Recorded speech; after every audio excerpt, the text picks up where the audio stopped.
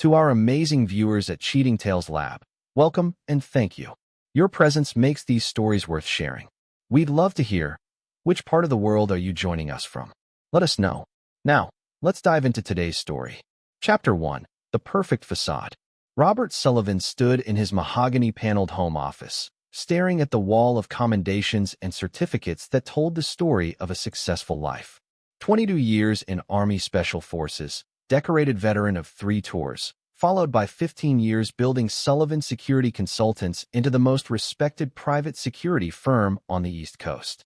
At 45, he had everything a man could want: a thriving business, a beautiful home in the prestigious Willowbrook neighborhood, and what everyone believed was the perfect family. His wife Diana, 38, was the envy of every woman at the country club. A former model turned interior designer, she had transformed their Georgian colonial into a showcase that graced the pages of Architectural Digest. Her golden hair and emerald eyes still turned heads wherever she went, just as they had when Robert first met her at a charity gala 12 years ago. Their son Kyle, now 16, was everything Robert had hoped for in an heir. Star quarterback of the varsity football team, honor roll student, and already being recruited by Division I colleges. The boy had inherited his father's tactical mind and his mother's charisma, a dangerous combination that Robert had been carefully cultivating. But Robert Sullivan hadn't survived 2 decades in the world's most dangerous places by accepting things at face value. His training had taught him to observe, to question, to never trust completely. These skills had served him well in business, helping him build an empire by anticipating threats and neutralizing them before they could materialize. It was these same skills that had first alerted him to the subtle changes in his perfect life 6 months ago. Diana's phone calls that ended abruptly when he entered the room. The new workout schedule that kept her away from home for hours at a time. The expensive lingerie hidden in the back of her closet, pieces he'd never seen her wear. Kyle's increasingly secretive behavior, his sudden reluctance to discuss school or friends. Robert had initially dismissed these observations as paranoia, the occupational hazard of a man who made his living protecting others from betrayal. But when Diana started working late 3 nights a week on a major project that never seemed to progress, his instincts screamed danger. The first rule of tactical operations: gather intelligence before taking action. Robert's company employed some of the best surveillance specialists in the business. Men and women who had learned their trade in the CIA, NSA, and military intelligence. It would have been easy to have Diana followed, her phones tapped, her every movement monitored. But Robert Sullivan was no ordinary husband. He was a man who understood that true power came from controlling the battlefield, not simply reacting to it. So he had chosen a different approach. He would conduct his own surveillance, using skills honed in the mountains of Afghanistan and the streets of Baghdad. He would become the hunter, and his wife would never know she was prey. The hunt had begun on a rainy Tuesday evening in March. Diana had announced she would be working late again, this time on an emergency consultation for a wealthy client in the city. Robert had nodded sympathetically, kissed her cheek, and wished her luck. Then he had waited 30 minutes before following her. The GPS tracker he'd installed in her BMW led him not to any client's home, but to the Grandview Hotel on the outskirts of the city. Through the telephoto lens of his camera, he had watched his wife of 12 years walk hand in hand with Trevor Walsh into the lobby. Trevor Walsh. Robert knew the name well. A prominent attorney, partner at Walsh, Morrison and Associates, divorced father of 2. More importantly, he was the lawyer representing Diana's biggest client, Harrison Industries, in a multi-million-dollar lawsuit. Robert had met him at several social functions over the past year, had shaken his hand, had even shared drinks with him at the country club. The betrayal cut deep, but not as deep as what Robert discovered 2 weeks later. Kyle knew. The revelation had come during what should have been a routine father-son conversation about college applications. Kyle had mentioned, almost casually, that his mother's work meetings with Mr. Walsh were helping her expand her business.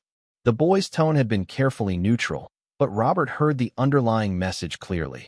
His son was not only aware of the affair, but was actively covering for his mother. In that moment, sitting in his son's bedroom surrounded by football trophies and academic awards, Robert Sullivan felt something inside him die. The family he had built, the legacy he had planned to leave behind. The The future he had sacrificed so much to secure, all of it was a lie. That night, alone in his study while Diana claimed to be at yoga class and Kyle studied upstairs, Robert made a decision that would change everything. He opened his secure laptop and began typing, his fingers moving with the same precision he had once used to plan military operations. At the top of the document, he wrote a single word: retribution. Robert Sullivan was not a man who forgave betrayal. In the Special Forces, betrayal meant death for you and your team. In business, betrayal meant ruin. In marriage, betrayal meant war. And Robert Sullivan had never lost a war. Chapter 2: The Art of War. The next 3 months were a masterclass in patience and planning.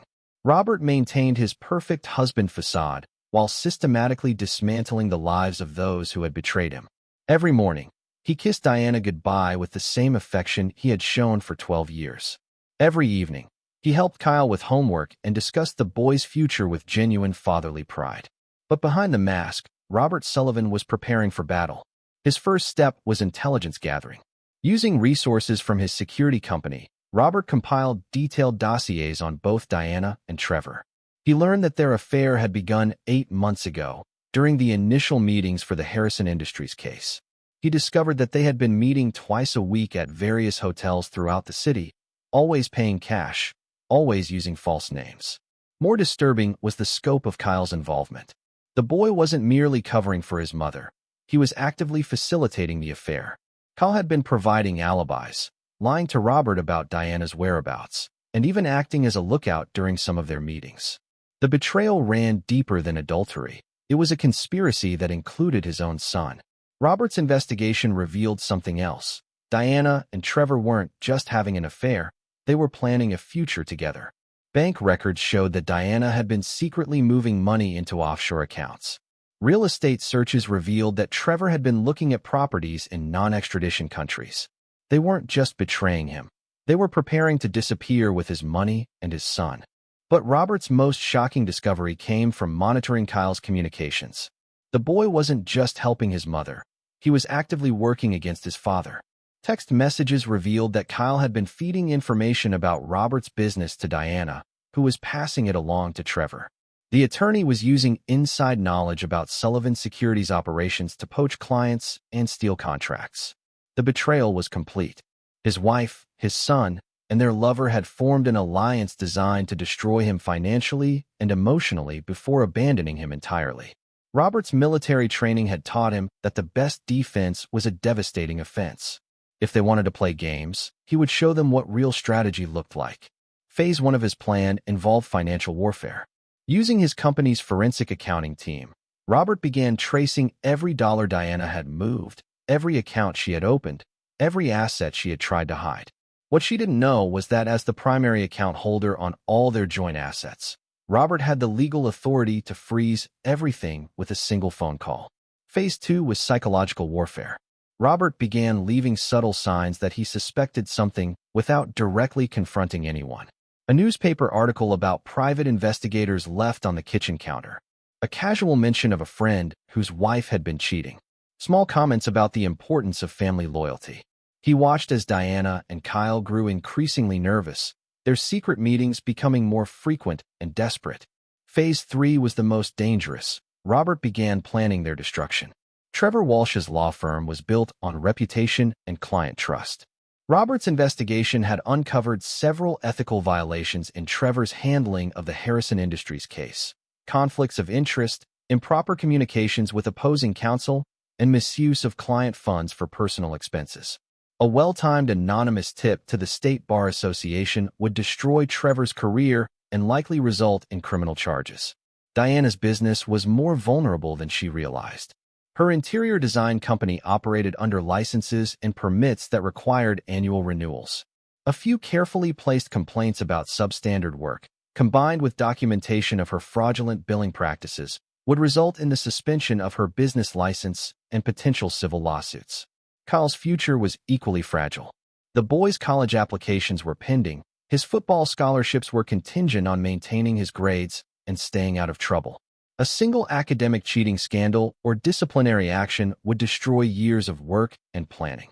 But Robert wanted more than professional destruction. He wanted them to understand the full cost of betrayal. He wanted them to experience the same devastation they had planned for him. He wanted them to lose everything they valued, just as they had tried to take everything from him. As April turned to May, Robert finalized his preparations. Every detail had been planned, every contingency considered, every escape route blocked. His targets had no idea that their hunter had become their executioner. The endgame would begin with a single phone call to the police, reporting a crime that would shatter their world and expose their betrayal to everyone they knew. But first, Robert needed to ensure that when the hammer fell, there would be no escape, no mercy, and no forgiveness. Robert Sullivan was about to teach his family the most important lesson of their lives. Betrayal has consequences, and some sins are unforgivable.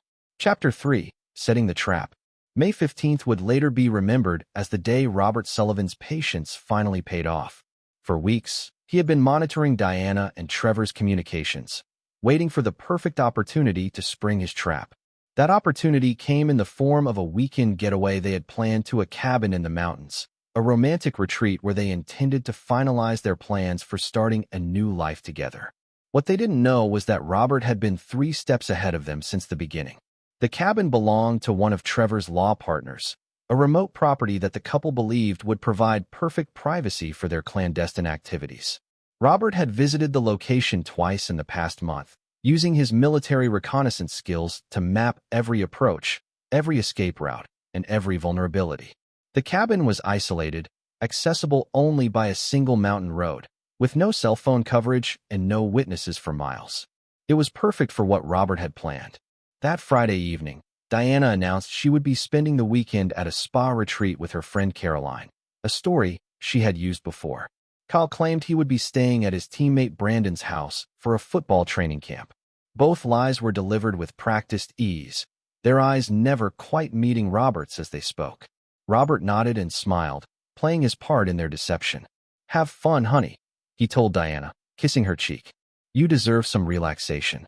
To Kyle, he offered the standard fatherly advice. "Work hard, but don't overdo it. And remember to call if you need anything." As soon as they left, Robert activated Phase 4 of his plan. The beauty of his strategy lay in its simplicity. He didn't need to catch them in the act or confront them directly. Instead, he would use their own betrayal as the weapon to destroy them. The crime he was about to report to the police was real, but not in the way anyone would expect. 3 months earlier, during one of his surveillance operations, Robert had discovered that Trevor and Diana weren't just planning to steal his money, they had already begun. Using Kyle as an inside source, they had gained access to Robert's business accounts and had been systematically embezzling funds through a series of fraudulent consulting contracts. The scheme was sophisticated, involving shell companies and offshore transfers, but Robert's forensic accountants had traced every transaction. The theft amounted to nearly $2 million, a federal crime that carried serious prison time. But Robert wasn't interested in sending them to prison. That would be too easy, too clean. He wanted them to suffer the way he had suffered, to experience the complete destruction of everything they had worked to build. So instead of reporting the embezzlement, Robert had allowed it to continue while building an even more devastating case against them. Using his security company's resources, he had documented every meeting, every transaction, every lie they had told. He had recordings of their conversations, photographs of their activities, and a complete financial trail of their crimes. But the real genius of Robert's plan wasn't the evidence he had gathered, it was the evidence he had planted. Over the past month, Robert had been carefully manipulating the crime scene to tell a different story. Using his access to Kyle's computer and Diana's phone, he had planted communications that suggested a much darker plot. Emails discussing eliminating the problem and making sure he can't hurt us. Text messages about permanent solutions and removing obstacles. Financial records showing payments to individuals with criminal backgrounds. To an outside observer, it would appear that Diana, Trevor, and Kyle had conspired not just to steal Robert's money, but to murder him. The plan was diabolical in its simplicity. Robert would disappear for several days, leaving behind evidence of a struggle and traces of blood. Security cameras would show Diana and Kyle returning to the house at suspicious times. Financial records would reveal that they had been planning to inherit his business and life insurance. When the police began investigating, they would uncover what appeared to be a murder plot gone wrong. But Robert's masterstroke was Kyle's role in the deception. The boy had no idea that his communications were being monitored, that his computer was compromised, or that his father had been documenting his every betrayal. When the police questioned him, Kyle would inevitably lie to protect his mother, making himself an accessory to what appeared to be a murder conspiracy. Saturday morning, Robert put his plan into motion. He staged a struggle in his home office, complete with overturned furniture and strategically placed bloodstains. He activated the security system to record the scene, then disabled it to suggest tampering. He left his car in the garage but took his motorcycle, a vehicle that few people knew he owned, hidden in a storage unit across town. By Saturday evening, Robert was positioned in a surveillance hide overlooking the mountain cabin, watching through night vision equipment as Diana and Trevor enjoyed what they believed would be their last weekend before starting their new life together. They had no idea that their hunter was watching, that their every move was being recorded, or that they had walked into a trap months in the making. Sunday would bring the first phase of their destruction. Monday would bring the police, the arrests, and the beginning of their nightmare. By Tuesday, the entire community would know the truth about Diana Sullivan and her lover, that they were thieves, conspirators, and suspected murderers. But Robert's revenge was just beginning. The legal system would handle their crimes, but Robert Sullivan had his own justice to dispense. He had spent months learning their weaknesses, their fears, their deepest secrets. Before this was over, they would understand that betraying Robert Sullivan was the worst mistake of their lives. As he watched them through his scope, Robert felt no satisfaction, no anger, no regret. He felt only the cold certainty of a predator who had finally cornered his prey. The hunt was nearly over, but the real punishment was just beginning. Chapter 4. The Arrest. Robert arrived home Monday evening to find 2 police cruisers parked in his driveway, their red and blue lights painting his perfect suburban facade in harsh, rotating colors. His neighbors had gathered on their lawns and porches, drawn by the spectacle of law enforcement in their quiet, exclusive neighborhood. He parked his motorcycle in the garage and walked calmly toward his front door, his expression carefully neutral despite the adrenaline coursing through his veins. This was the moment he had been planning for months. Detective Maria Santos stepped forward as Robert approached, her hand resting on her service weapon.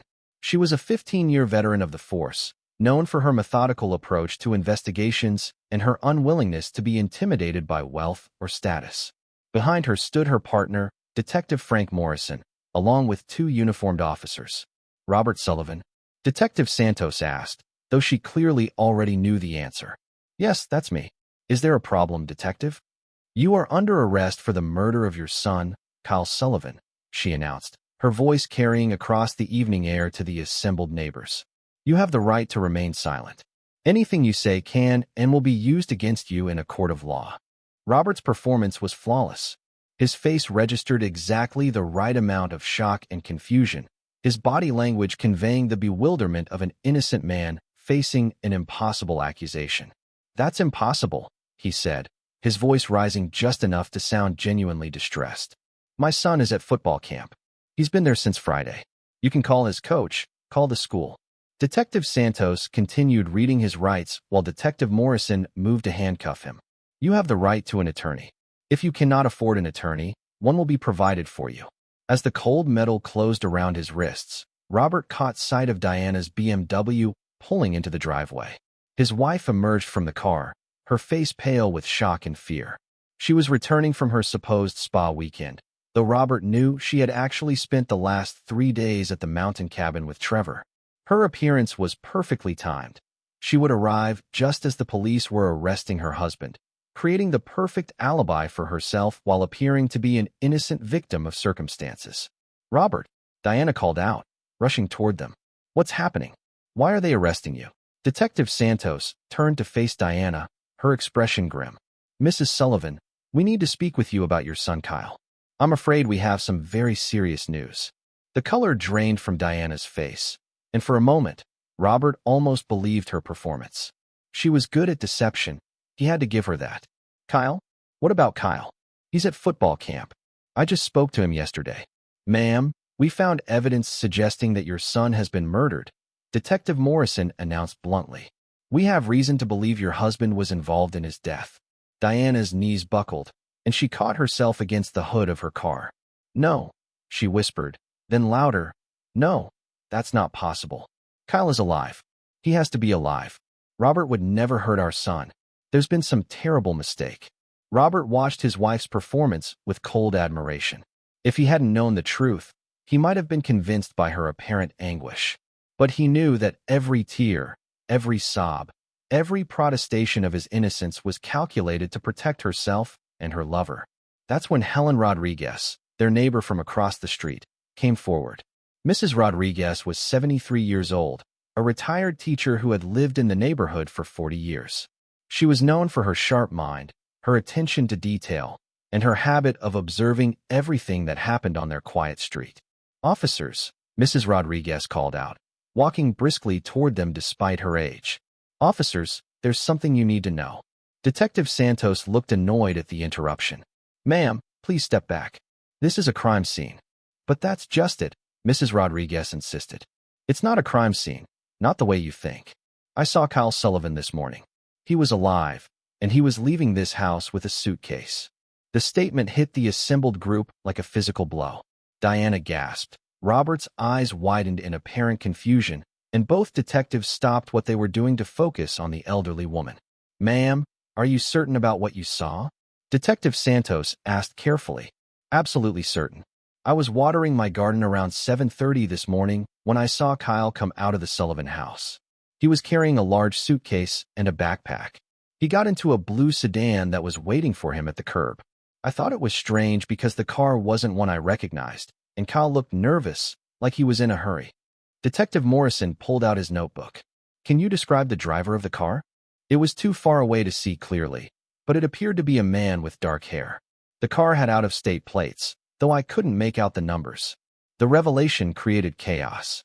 If Kyle was alive and had left the house that morning, then the entire basis for Robert's arrest crumbled.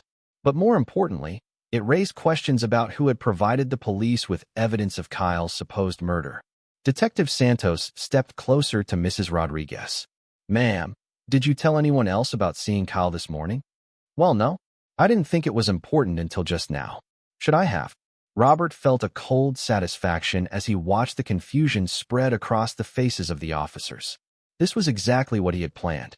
Mrs. Rodriguez's testimony would create reasonable doubt about Kyle's death, but it would also raise new questions about the evidence the police had received. Detective, Robert said quietly, if my son is alive, then who called in this murder report? And why does someone want you to think I killed him? The question hung in the air like a toxic cloud.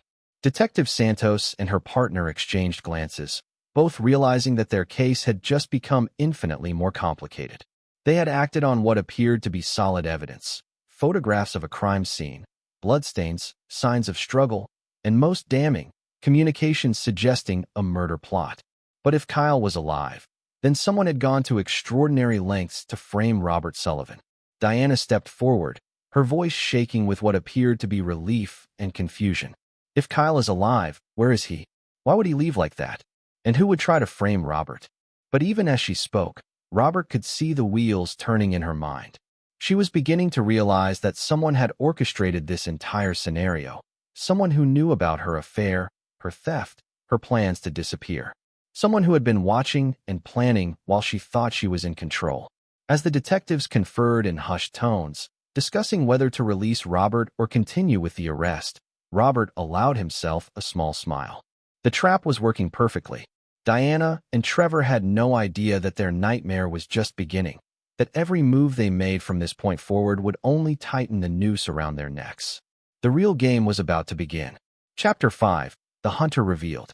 24 hours later, Robert sat in the conference room of the police station, his expensive attorney by his side, watching as Detectives Santos and Morrison laid out the evidence that had led to his arrest. The walls of the room seemed to close in as they displayed photographs of his home office. Overturned furniture, blood spatter on the walls, signs of a violent struggle. But Robert's expression remained impassive, that of a man trying to understand how his world had collapsed overnight. The anonymous tip came in Sunday evening, Detective Santos explained, spreading crime scene photos across the table. The caller claimed to have witnessed suspicious activity at your home and provided specific details about evidence we would find. Robert's attorney, David Chun, leaned forward. What kind of details? The location of bloodstains, the position of overturned furniture, even the hiding place of what appeared to be Kyle's torn clothing. Detective Morrison pulled out an evidence bag containing a football jersey with what looked like blood on it. The caller knew things that only someone present during a violent crime would know. Or someone who staged the scene, David Chin replied smoothly. Detective, my client has cooperated fully with your investigation. He submitted to questioning without hesitation, provided DNA samples, allowed you to search his property. The evidence points to an elaborate frame job, not a murder. Detective Santos nodded reluctantly.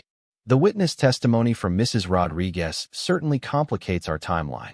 If Kyle was alive Monday morning, then the crime scene was either staged or what, detective?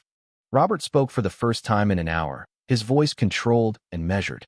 Or your son was involved in staging his own disappearance. The implications of that statement hung heavy in the room. If Kyle had faked his own death to frame his father, it suggested a level of deception and malice that went far beyond a typical family dispute. But Robert had anticipated this possibility, had planned for the moment when the investigation would begin to uncover the deeper conspiracy. Detective, Robert said quietly, I think there's something you need to know about my family. Something I've been too ashamed to discuss until now. David Chin shot his client a warning look, but Robert continued. 3 months ago, I discovered that my wife was having an affair with Trevor Walsh, her attorney. I hired a private investigator to document their relationship because I was considering divorce proceedings. Detective Santos leaned forward, her interest piqued. Why didn't you mention this earlier? Because I was protecting my son. I thought Kyle was just caught in the middle of his parents' marital problems. I didn't realize. Robert paused, as if struggling with the words. I didn't realize that he was actively involved in helping his mother deceive me. Involved how? Robert reached into his briefcase and pulled out a thick folder.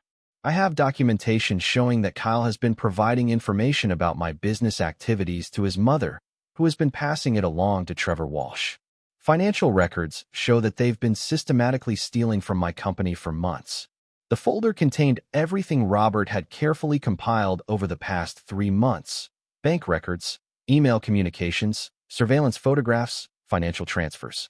All of it real, all of it damning, and all of it leading to one inescapable conclusion. Diana, Trevor, and Kyle had been working together to destroy him.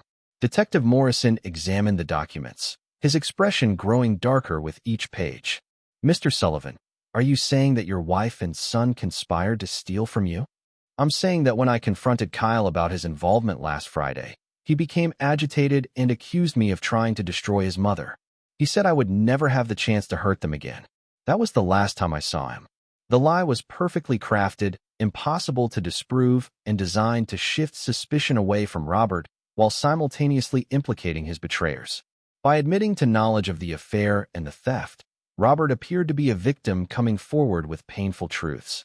The fact that Kyle had disappeared immediately after their supposed confrontation suggested that the boy was either running from consequences or preparing to take more drastic action. Detective Santos, David Chin interjected, my client has been the victim of a sophisticated conspiracy. His wife and son have been systematically stealing from him while planning to frame him for murder. I believe Kyle's disappearance is part of a larger plan to make my client appear guilty while the real perpetrators escape justice. Detective Santos studied the documents, her mind processing the implications. Mr. Sullivan, do you believe your wife and Trevor Walsh are involved in your son's disappearance? Robert's answer was carefully measured. I believe my son has been manipulated by people he trusted. Whether he's a willing participant or another victim, I can't say. But I know that Trevor Walsh has been planning to leave the country with my wife, and they have access to millions of dollars stolen from my business accounts. The revelation hit the detectives like a sledgehammer. What had appeared to be a simple domestic murder case was evolving into something far more complex, a web of adultery, theft, conspiracy, and possibly kidnapping. The evidence suggested that Robert Sullivan wasn't a killer, but rather the target of an elaborate scheme designed to destroy him financially and legally. We'll need to verify these financial records, Detective Morrison said, gathering the documents. and we'll want to speak with Mr. Walsh immediately. Good luck finding him, Robert replied grimly. According to his law firm, he took an unexpected vacation yesterday and can't be reached. Quite a coincidence, don't you think? As the detectives prepared to leave, Robert played his final card. Detective Santos, there's something else. I have security footage from my home that might be relevant to your investigation. Why didn't you mention this before? Because I only discovered it this morning. My security system has a backup server that I had forgotten about. It contains footage from the past week, including Saturday morning when I was supposedly killing my son. The security footage was Robert's masterpiece, carefully edited to show Kyle leaving the house alone on Saturday morning, nervous and furtive, carrying luggage as if preparing for a long trip. The timestamp showed that Robert had already left for work, providing him with a perfect alibi while making Kyle appear to be acting independently. More importantly, the footage would lead investigators to examine Kyle's recent activities, his communications with his mother and Trevor, and his involvement in the theft from his father's business. Every thread they pulled would lead them deeper into the conspiracy, further away from Robert, and closer to the truth he wanted them to find. As Robert and his attorney left the police station, David Chin couldn't shake the feeling that his client had been holding back crucial information. Robert, is there anything else you haven't told me? Any other evidence or complications I should know about? Robert smiled for the first time in days, the expression cold and predatory. David, there's something you need to understand about me. I spent 22 years in special operations, hunting people who thought they were smarter than me. I've dealt with terrorists, war criminals, and enemy agents who had years to plan their operations. Did you really think my cheating wife and her lawyer boyfriend could outmaneuver me? The attorney felt a chill run down his spine as he realized that Robert Sullivan wasn't just a victim of betrayal. He was a predator who had been hunting his prey from the very beginning. The question wasn't whether Diana and Trevor would be caught, but whether they would survive what Robert had planned for them. The hunt was entering its final phase, and Robert Sullivan had never lost a hunt. Chapter 6. The Noose Tightens. Trevor Walsh's penthouse apartment in downtown's financial district had always been his sanctuary, a glass and steel monument to his success as one of the city's most prominent attorneys. But as he paced across the polished hardwood floors Tuesday morning, the space felt more like a prison. His hands shook as he poured his third cup of coffee, his mind racing through the implications of Robert Sullivan's arrest and the increasingly dangerous situation he found himself in. Diana sat curled on his leather sofa, still wearing the clothes she had thrown on when the police arrived at her house the previous evening. Her usually perfect appearance was disheveled, her makeup smeared from tears and stress. She had driven straight to Trevor's apartment after giving her statement to the police, and neither of them had slept. This doesn't make sense, Diana said for the 10th time that morning. Robert couldn't have killed Kyle. He loves that boy more than anything in the world. And Mrs. Rodriguez saw Kyle alive yesterday morning. So where is he? Trevor stopped pacing and turned to face her, his expression grim. Diana, we need to consider the possibility that Kyle is playing a game we don't understand. Think about it. He's been helping us, feeding us information about his father's business, covering for our meetings. What if he decided to take things further? You're suggesting that Kyle framed his own father for murder? Diana's voice rose in disbelief. He's 16 years old, Trevor. He's not capable of something like that, isn't he? Trevor pulled out his phone and scrolled through his messages. Look at these texts from Kyle over the past month. He's been asking increasingly detailed questions about legal procedures, about evidence collection, about how to make financial transfers without leaving traces. I thought he was just curious about the law, but what if he was planning something? Diana read through the messages, her face growing pale. Kyle's questions had indeed become more sophisticated and specific over time. He had asked about statute of limitations for various crimes, about how DNA evidence was collected and processed, about international banking laws and extradition treaties. For a teenager, his interests were unusually focused on criminal law and evidence. But why would he want to hurt Robert? Diana asked weakly. He's been helping us, working against his father. Why would he suddenly turn and try to destroy him? Trevor's phone buzzed with an incoming call. The number was blocked, but he answered anyway, hoping for news about Kyle's whereabouts. Trevor Walsh, he said cautiously. Mr. Walsh, this is Detective Morrison from the Metropolitan Police. We need to speak with you immediately regarding the Kyle Sullivan case. Trevor felt his stomach drop. Of course, detective. I'm happy to help in any way I can. We'll need you to come down to the station this afternoon for questioning. We have some financial records and communications we'd like you to review. After ending the call, Trevor turned to Diana with a look of growing panic. They want to question me about financial records. Diana, if they found evidence of our business relationship with Kyle, if they know about the money transfers. What money transfers? Diana's voice was barely a whisper. Trevor realized his mistake immediately. In his panic, he had revealed something he had never told Diana, that Kyle had been receiving payments for the information he provided about his father's business. What had started as small gifts for helping out had evolved into substantial sums, paid into accounts that Kyle had opened without his parents' knowledge. Trevor, what money transfers? Diana repeated, her voice growing stronger and more demanding. Reluctantly, Trevor opened his laptop and pulled up the financial records he had been hoping to hide. Over the past 4 months, he had paid Kyle Sullivan a total of $47,000 through a series of wire transfers to an account in the Cayman Islands. The payments were documented as research consulting, but were actually bribes for inside information about Robert's business operations. Diana stared at the screen in shock. You've been paying my son to spy on his father? $47,000. Diana, you have to understand, Kyle came to me with the idea. He said he wanted to help us, wanted to make sure we had enough money to start fresh together. He offered to provide information about Robert's business deals, his client list, his security protocols. It seemed harmless at the time. Harmless. Diana's voice was shrill now. You turned my son into a criminal. You corrupted him, made him complicit in our affair, involved him in stealing from his father. How could you think any of this was harmless? But even as she accused Trevor, Diana was beginning to understand the true scope of their situation. Kyle hadn't been an innocent victim caught between his parents. He had been an active participant in their conspiracy. More troubling, he had been smart enough to secure his own financial future while doing it. Trevor's laptop chimed with an incoming email. The sender was listed as K. Sullivan, Consulting, an address neither of them had seen before. The subject line read, "Time to pay the price." With trembling fingers, Trevor opened the message. Trevor and Diana, by now you've realized that everything has gone wrong. Robert knows about the affair, the police are investigating the theft, and I'm nowhere to be found. You're probably wondering how this happened, how your perfect plan fell apart so completely. The answer is simple. You trusted the wrong person. I've been working with my father for months, feeding him information about your activities, your plans, your weaknesses.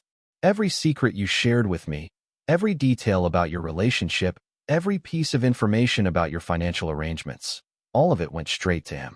You thought you were using me to spy on him, but he was using me to spy on you. The money you paid me? He knows about every transfer. The offshore accounts? He has the access codes. The evidence you think implicates him? He planted all of it. You played a game against a master strategist and lost before you even realized you were playing. Don't bother trying to find me. I'm somewhere safe, somewhere you'll never reach, with enough money to start a new life far away from both of you. In a few years, when the legal proceedings are over and you're both in prison, maybe I'll send you a postcard. Oh, and Diana, Dad says to tell you that he never forgives betrayal. Never. Goodbye, Kyle. The email hit them like a physical blow. Diana collapsed back onto the sofa, her body shaking with the realization of how completely they had been manipulated. Trevor stared at the screen, his legal mind racing through the implications of what Kyle had revealed. Robert Sullivan hadn't been the victim of their conspiracy. He had been the architect of their destruction. While they thought they were planning his downfall, he had been several steps ahead, using their own son as a weapon against them. Every move they had made, every decision they had reached, had been guided by information Kyle had provided, information that came directly from Robert. We have to run, Trevor said suddenly. We have to get out of the country now, before they arrest us for theft, conspiracy, fraud. God knows what else they'll charge us with. But Diana wasn't listening. She was thinking about the past 6 months, reviewing every conversation with Kyle, every piece of advice he had given, every suggestion he had made. The mountain cabin where they had planned their weekend getaway, Kyle had recommended it. The financial advisors who had helped them set up offshore accounts, Kyle had provided their contacts. The timing of their activities, the methods they had used to hide their affair, even the hotel where they had first been intimate, all of it influenced by Kyle's innocent-seeming suggestions. They hadn't been planning Robert's destruction. They had been dancing to his tune from the very beginning. "It's too late to run," Diana said quietly. "Don't you understand? He's been planning this for months. He knows where we would go, what resources we have, how we would try to escape. This isn't about justice or revenge. This is about total annihilation." As if summoned by her words, Trevor's phone rang again. This time, the caller ID showed Robert Sullivan's name. With trembling hands, Trevor answered the call, putting it on speaker so Diana could hear. "Hello, Trevor." Robert's voice was calm and controlled, almost friendly. "I trust you received Kyle's message." "Robert, listen to me," Trevor began, but Robert cut him off. "No, you listen to me. You stole from me, you corrupted my son, and you destroyed my marriage. But more than that, you underestimated me. That was your fatal mistake." "What do you want?"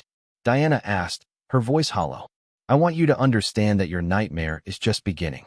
The police will arrest you both within the hour. The evidence of your crimes is overwhelming, and there's no escape. But that's just the legal consequences. I have something much more personal planned for you." "Robert, please," Diana pleaded. "Whatever you're planning, Kyle is involved too.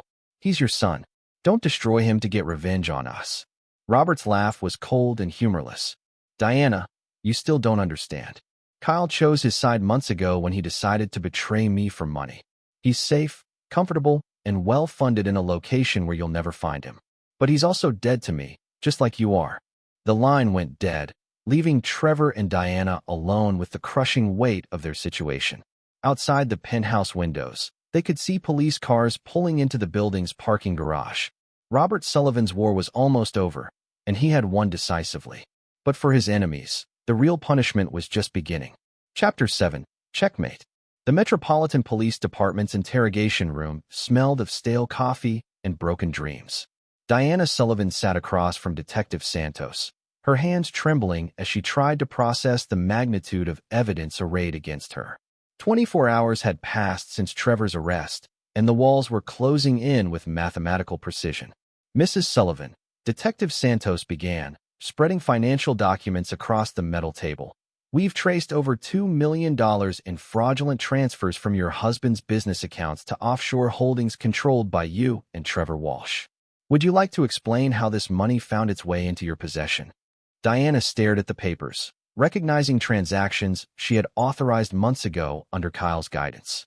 At the time, her son had explained them as legitimate business expenses, part of a complex financial strategy that would protect their assets during the divorce proceedings. Now she understood they were evidence of systematic theft, carefully documented and preserved to ensure her destruction. I thought they were legitimate business transfers," Diana said weakly. "Kyle explained that his father was planning to hide assets, and that we needed to protect ourselves legally." Detective Morrison, seated beside his partner, leaned forward. "Mrs. Sullivan, your son has been cooperating with your husband's investigation for months. Every conversation you had with Kyle about these financial matters was recorded. Every instruction you gave him, every plan you discussed, every crime you committed, all of it documented with audio and video evidence." The detective activated a digital recorder, and Diana's own voice filled the room. "Kyle, honey, did you get the account numbers from your father's office? Good. Now, Trevor needs you to transfer another $100,000 to the Cayman account, but make sure it looks like a consulting fee for the Morrison project. Can you handle that for Mommy?" Diana closed her eyes as her voice continued, detailing months of financial crimes she had committed with Kyle's assistance.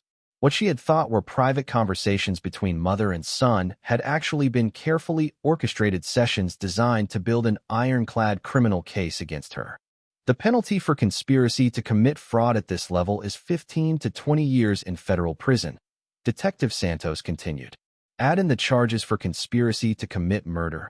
Yes, Mrs. Sullivan, we know about the plan to eliminate your husband, and you're looking at life in prison. Murder? Diana's eyes snapped open. I never planned to murder anyone. This is insane. Detective Morrison pulled out another set of documents. These are communications between you and Trevor Walsh discussing permanent solutions to your Robert problem. We have recordings of conversations where you discussed hiring someone to take care of things and make sure your husband couldn't hurt you anymore. Diana recognized the phrases, but the context had been completely distorted. Those conversations had been about divorce proceedings, about hiring attorneys and financial advisors to protect themselves legally. But presented as evidence in a criminal investigation, they sounded like assassination plans. "You don't understand," Diana protested. "Those conversations were taken out of context. We were talking about legal strategies, not violence." "Were you talking about legal strategies when you paid Marcus Thompson $50,000 last month?" Detective Santos asked, sliding a photograph across the table. The picture showed Diana handing an envelope to a man she had never seen before. But she recognized the location. It was taken outside the coffee shop where she had met with her private investigator to discuss gathering evidence for divorce proceedings. Somehow, the legitimate investigation she had commissioned had been reframed as payment to a hired killer. "I don't know who that man is," Diana said desperately.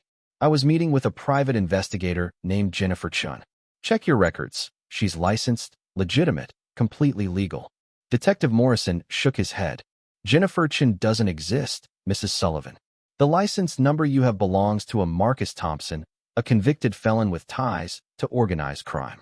Mr. Thompson has already been arrested and has agreed to testify about the contract you placed on your husband's life." The room spun around Diana as she realized the full scope of Robert's manipulation. Every person she had trusted, every professional she had hired, every ally she thought she had secured, all of them had been Robert's agents, leading her deeper into a web of incrimination. "This is impossible," she whispered. "Robert couldn't have planned all of this. He couldn't have known."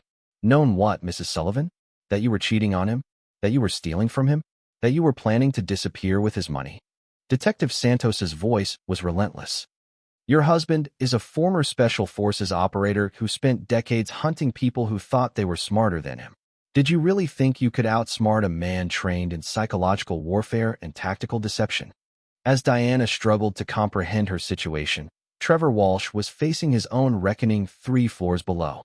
His interrogation had been brutal and efficient, with FBI agents presenting evidence of financial crimes spanning multiple states and federal jurisdictions. Agent Patricia Williams, a 20-year veteran of white-collar crime investigations, laid out Trevor's financial records with surgical precision. "Mr. Walsh, you've been embezzling money from your law firm's client accounts to fund your relationship with Diana Sullivan. You've been using privileged information obtained through your affair to manipulate stock trades and insider transactions. You've been laundering money through Caribbean shell companies and planning to flee the country to avoid prosecution." Trevor's expensive attorney sat silently beside him, knowing that the evidence was overwhelming and the situation hopeless. Every financial transaction, every communication, every crime had been documented with meticulous detail. There was no defense, no explanation, no escape. "The interesting part," Agent Williams continued, "is that you thought you were being clever, using Kyle Sullivan as your inside source. What you didn't realize is that Kyle was feeding you information provided by his father. Every secret he shared with you, every piece of insider knowledge he offered, every strategic advantage he gave you, all of it came from Robert Sullivan." Trevor's face went pale as the implications hit him. "You're saying Robert wanted us to steal from him?" "I'm saying Robert wanted you to think you were stealing from him while he was actually controlling every aspect of your criminal enterprise. He provided the targets, the methods, the opportunities, and the evidence. You weren't committing crimes against him. You were committing crimes for him." The agent pulled out a thick folder labeled Operation Endgame. Inside were surveillance photos, audio transcripts, financial records, and detailed timelines showing how Robert had orchestrated every aspect of Trevor and Diana's downfall. "Your affair began 8 months ago, but Mr. Sullivan knew about it within 2 weeks. Instead of confronting you, he decided to use your relationship as a weapon against you. Every romantic getaway you took, every intimate moment you shared, every plan you made together, all of it was monitored, recorded, and used to build the case against you." Trevor stared at the evidence of his manipulation, understanding for the first time that he had never been in control of anything. His affair with Diana, his financial crimes, his plans to escape the country, all of it had been orchestrated by Robert Sullivan with the precision of a military operation. "He destroyed us before we even knew we were under attack," Trevor said quietly. Agent Williams nodded. "Robert Sullivan is what we call a hunter-killer. someone who identifies threats and eliminates them with extreme prejudice. You made the mistake of betraying a man who spent 22 years hunting terrorists and enemy operatives. This was never a fair fight. As both interrogations continued, Robert Sullivan sat in his study, watching live feeds from the police station on his secure computer system. His contacts in law enforcement had provided him with access to the interrogation rooms, allowing him to observe his enemy's final moments of freedom. Kyle entered the room carrying 2 glasses of whiskey, his demeanor calm and confident despite being supposedly missing.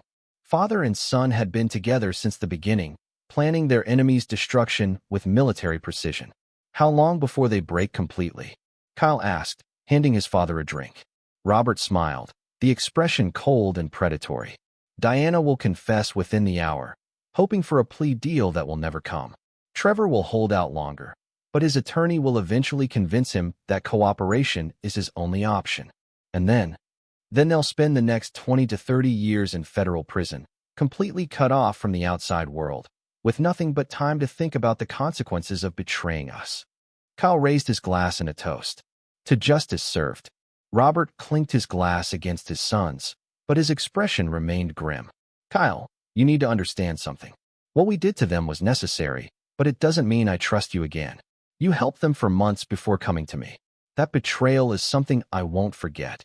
Kyle's smile faded as he realized that even he wasn't safe from his father's unforgiving nature. Robert Sullivan truly never forgave betrayal, even from his own son. The war was over, but Robert Sullivan's justice was absolute and eternal. Chapter 8. The Final Truth. 6 months after Diana and Trevor's arrests, Robert Sullivan stood in the empty shell of what had once been his family home. The government had seized the property as part of the asset forfeiture proceedings, and everything inside had been sold to compensate his business partners for the millions stolen through the conspiracy. He walked through the rooms where he had lived for 12 years, his footsteps echoing in the hollow spaces that had once held his life. Kyle appeared in the doorway of what had been his bedroom, no longer the fresh-faced teenager who had played high school football. 6 months of living with the truth had aged him, hardened him, made him into something darker. He carried a duffel bag and wore clothes that suggested he was preparing for another departure. The new identities are ready, Kyle announced. Joshua Anderson and Michael Anderson, father and son, with complete histories and documentation. The house in Montana is purchased and waiting. We can disappear completely if you want. Robert nodded, but his attention was focused on a framed photograph that had somehow survived the asset seizure. A picture of him, Diana, and Kyle taken during a family vacation 2 years earlier. They were smiling, arms around each other, the perfect image of domestic happiness. It was all a lie, but for a moment, Robert remembered what it had felt like to believe in that lie. Do you regret it? Kyle asked quietly. Which part? Destroying your mother and her lover? Exposing their crimes? Or discovering that my own son is as ruthless as I am? Kyle set down his bag and moved closer to his father. I regret that it came to this. I regret that Mom forced us to choose sides. But I don't regret choosing you. Robert turned to face his son, studying the young man who had helped him orchestrate the most complex revenge operation of his career. Kyle had played his role perfectly, convincing Diana and Trevor that he was their willing accomplice, while secretly recording their conversations and documenting their crimes. He had demonstrated a natural talent for deception and manipulation that both impressed and disturbed his father. Tell me the truth, Kyle. When did you decide to betray your mother? Kyle was quiet for a long moment, weighing his words carefully. I never decided to betray her. I decided to choose the winning side. Explain. I knew about the affair for months before you confronted me. I watched Mom lie to you every day, watched her steal from your business, watched her plan to destroy you and take everything you'd worked for. I had 2 choices: help her and hope she would take care of me, or help you and know that you would. Robert felt a mixture of pride and revulsion at his son's cold calculation. So you chose me because you thought I was more likely to win? I chose you because you're Robert Sullivan. You're the man who survived 22 years in special operations, who built a multi-million-dollar business from nothing, who never lost a battle in his entire life. Mom is smart and beautiful, but she's not a warrior. Trevor is clever and sophisticated, but he's not a killer. You are. The admission hung between them like a challenge. Robert had created his son in his own image, teaching him to be ruthless and unforgiving, to choose loyalty based on strength rather than emotion. But he had never expected Kyle to apply those lessons to his own family. What about love, Kyle? What about family loyalty? What about the bond between mother and son? Kyle's laugh was bitter and humorless. Love? Mom loved Trevor more than she loved us. Family loyalty? She was planning to take me away from you and disappear to another country. The bond between mother and son? She turned me into a criminal to fund her affair. Robert studied his son's face, looking for any sign of remorse or regret. He found none. Kyle had made his choice with the same cold calculation that Robert himself would have used, weighing costs and benefits, risks and rewards, loyalty and betrayal. There's something else, Kyle continued. Something I haven't told you about Mom and Trevor's plan. Robert raised an eyebrow, interested despite himself. They weren't just planning to steal your money and disappear. They were planning to kill you. The words hit Robert like a physical blow. Despite everything he had discovered about Diana's betrayal, despite the evidence of her theft and lies, he had never truly believed she was capable of murder. Kyle pulled out a smartphone and activated a recording app. I recorded this conversation 3 weeks before you confronted me about the affair. Listen. Diana's voice filled the empty room, clear and unmistakable. Trevor, we need to face reality. Robert is never going to give me a divorce with enough money to start over. And if he discovers what we've been doing, he'll destroy us both. We need a permanent solution. Trevor's response was equally clear. Diana, you're talking about murder. I'm an attorney, not a killer. You're a man who wants to spend the rest of his life with me. Robert stands in the way of that. We have enough money now to make this problem disappear permanently. Marcus Thompson has contacts who can handle situations like this. How much would something like that cost? $500,000. A small price to pay for our freedom. Robert listened to the recording with growing fury, realizing that Diana's betrayal had been even more complete than he had imagined. She hadn't just stolen his money and corrupted his son. She had been planning his murder. When was this recorded? Robert asked quietly. 2 days before you approached me about helping you gather evidence against them. If you hadn't acted when you did, they would have killed you within the month. Robert felt the last vestiges of his emotional attachment to Diana dissolve completely. Whatever love he had once felt for her, whatever hope he had harbored for reconciliation, was replaced by cold satisfaction at her destruction. They're in federal prison now, Robert said. Diana in Texas, Trevor in Colorado. Maximum security, no possibility of parole for 25 years. They'll never see each other again, never touch each other again, never be free again. Is that enough? Kyle asked. Robert considered the question carefully. Diana and Trevor had lost everything. Their freedom, their money, their reputations, their future. They would spend the next quarter century in concrete boxes, surrounded by violent criminals, forgotten by the world they had once inhabited. It was a living hell that would last until they died. Yes, Robert said finally. It's enough. Kyle picked up his duffel bag and headed toward the door. The plane leaves in 3 hours. Are you ready to start over? Robert took one last look around the house that had once been his home, then followed his son toward the exit. As they walked through the front door, he noticed a car parked across the street with 2 occupants watching them. Federal agents, most likely, keeping surveillance on the family members of convicted felons. They'll follow us, Kyle observed. Let them, Robert replied. We're not running from anything. We're just starting fresh. As they drove away from the house, Robert reflected on the past year and the choices he had made. He had destroyed his wife and her lover completely, using their own son as the weapon of their destruction. He had proven that betrayal carried consequences that lasted a lifetime. He had shown that Robert Sullivan was not a man to be crossed. But in winning his war, he had also lost something essential. His family was gone, his home was gone, his old life was gone. He had saved his son from his enemies, but in doing so, he had turned Kyle into something as cold and calculating as himself. The price of revenge, Robert realized, was becoming the very thing you were fighting against. As they drove toward the airport and their new life, Robert Sullivan felt no satisfaction, no joy, no sense of victory. He felt only the hollow emptiness of a man who had won everything and lost everything at the same time. Behind them, the house that had once held his dreams disappeared into the distance. just another casualty of a war that nobody truly wins. Chapter 9, Legacy of Ashes. 5 years later, Michael Anderson stood on the deck of his ranch house in the mountains of Montana, watching the sunrise paint the peaks in shades of gold and crimson.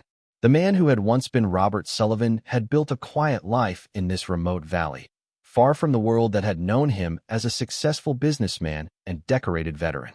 His neighbors knew him as a retired security consultant who valued his privacy, and they respected the boundaries he had established around his property. The ranch was self-sufficient, with solar panels, a well-stocked generator, and enough supplies to last through the harsh mountain winters. Robert had designed it like a fortress, with security systems that would make most government facilities envious. But from the outside, it looked like nothing more than a prosperous rancher's homestead. Joshua Anderson, the young man who had once been Kyle Sullivan, emerged from the barn where he had been tending to their horses. At 21, he had grown into a tall, lean man with his father's calculating eyes and his mother's unsettling charm. He had completed his education through online programs, earning degrees in business and computer science while maintaining their cover identities with meticulous care. The monthly reports came in, Joshua announced, handing his father a secure tablet. Diana's psychiatric evaluations show continued deterioration. 3 suicide attempts in the past year, complete social isolation, and what the doctors describe as severe dissociative episodes. Robert scrolled through the medical reports that his contacts in the federal prison system provided monthly. Diana had not adapted well to incarceration. The woman who had once been the toast of the country club social scene had become a broken shell, spending most of her time in protective custody to prevent her from harming herself or others. And Trevor, worse in some ways. He's maintained his sanity, but it's made his suffering more acute. He understands exactly what he's lost and exactly how much time he has left to serve. The other inmates know he's a former lawyer, which makes his life difficult. Robert felt no satisfaction at these reports. The destruction of his enemies had been necessary, but it brought him no joy. Diana and Trevor were paying the price for their betrayal, but their suffering couldn't restore what they had taken from him: his faith in family, his belief in loyalty, his ability to trust. There's something else, Joshua continued, his voice carefully neutral. I've been monitoring communications from our old neighborhood. Mrs. Rodriguez passed away last month. Robert looked up from the tablet, surprised by the news. Helen Rodriguez had been the neighbor whose testimony had unraveled his carefully constructed arrest, revealing that Kyle was alive and destroying the murder charges against him. Her intervention had been crucial to the success of his plan, though she had never known the role she was playing. Natural causes? Heart attack in her sleep. She was 81. The obituary mentioned that she was known for her keen observation skills and her willingness to speak up for justice. Robert set down the tablet and walked to the edge of the deck, looking out over the valley that had become his sanctuary. Mrs. Rodriguez had been a good woman, an honest woman, someone who had told the truth when it mattered. In his old life, he would have attended her funeral, would have paid his respects to her family, would have honored the memory of a neighbor who had done the right thing. But Michael Anderson had no connection to Helen Rodriguez. Robert Sullivan was dead, erased as completely as Diana's dreams and Trevor's ambitions. Do you ever think about going back? Joshua asked, joining his father at the railing. Back to what? There's nothing left of our old life. The business was sold to pay restitution. The house was seized by the government. Our friends and colleagues believe we're either dead or fled the country. Even if we could return, what would be the point? Joshua was quiet for a moment, then asked the question that had been haunting both of them for years. Do you think it was worth it?